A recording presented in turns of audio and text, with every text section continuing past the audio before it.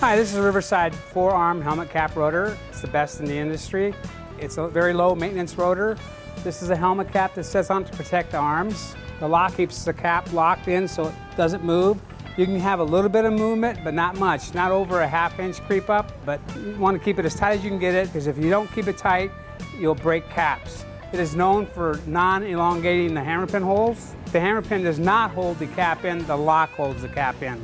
There's some maintenance you have to do on this rotor. It'll wash out in front of the cap, behind the cap, and then the cap locks. Standing here by a Riverside rotor, 4-arm helmet cap. It's got quite a few tons on it, and we're going to go through a little bit about the maintenance on it today. First of all, we're going to preheat the spider to the manual spec, which will state 350 to 400 degrees, and then we're going to work on this lock. Now I've made a template here. We're going to insert that in the lock, and you'll see a void here. We're going to fill that void up, and that will make a true lock back as just like if it was new.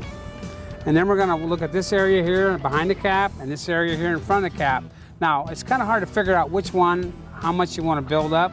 Usually you take the end spider, which doesn't get as much wear, but in this particular rotor, they're shredding from end to out, so you'll pick a spider. We'll pick this one because it's got the most meat on it.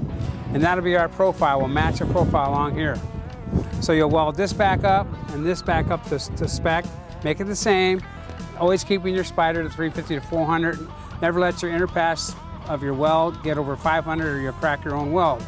Never ever weld into hammer pin holes. If you do, you'll cause them to get out of a line and you'll break hammer pins. So just stay out of the hammer pin holes. When you get all done welding, preheat it back up to 350 to 400 and blanket it. Close the lid on it. Don't shred that night. And that should take care of your maintenance.